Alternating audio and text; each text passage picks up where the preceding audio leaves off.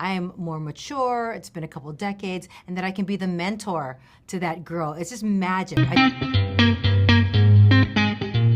Hey, Steve, what's up? Hi, not What's all much. that stuff behind you, man?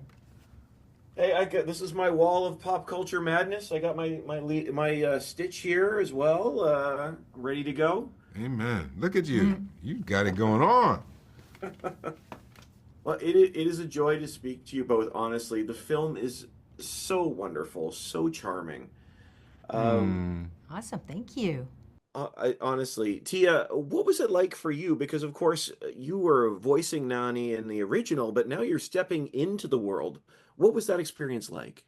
Well, it was wonderful when I first met with Chris Sanders and Dean DeBlois for, creating Nani and saying that, how do you feel about me speaking with a pidgin accent?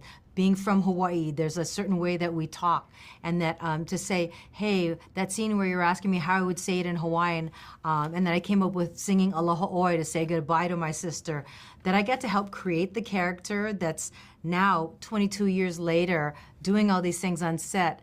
But me, in my life, it's like I am more mature, it's been a couple decades, and that I can be the mentor to that girl. It's just magic. I just love that I've been able to be on this journey in the film, but also in my real life.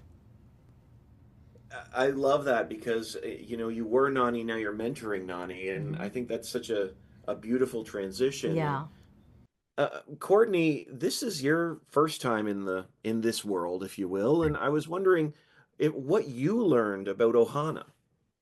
Well, my character goes through an Ohana moment, where a journey where he's supposed to be getting, doing his job and getting this Stitch thing out of there. Remove the menace. Remove the menace. He's supposed to be doing his job.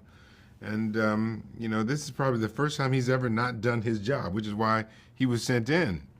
And, but he was affected by Ohana, by Stitch, and the people around Stitch. And they asked him to help. We need your help. And he's like, oh, I don't help people. That's not what I do. What do you, you're messing with me. And so, it was a big transition for him, for Mr. Ohana Bubbles. softened you, didn't it? Ohana softened me, and probably lost my job and my pension and everything, but it was worth it.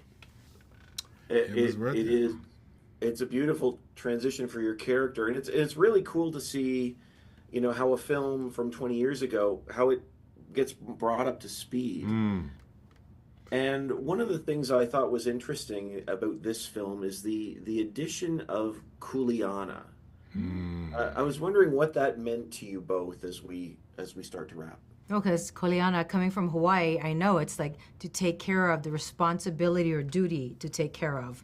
It is your problem when your neighbor needs help and you're able to do something to help them. It is your problem when the beaches are dirty and you have time to pick up the trash. So we all have the Koleana to work out how we can help our community, our neighbor, our family, our earth. And Cobra was like, no, I don't do the Koleana. Not my responsibility. I don't do that. I'm doing my job and I get out.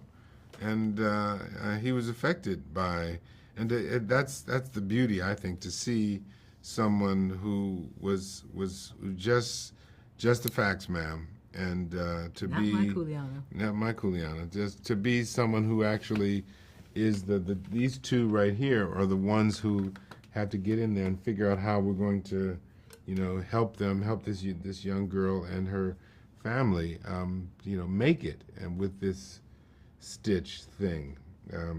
It's not a puppy. He's not a puppy. He's not a dog. So it was a joy, absolute joy. Oh, I really appreciate that, and I thank you so much. The film is just so beautiful and so funny. Until we meet again. Thank you. Thank you.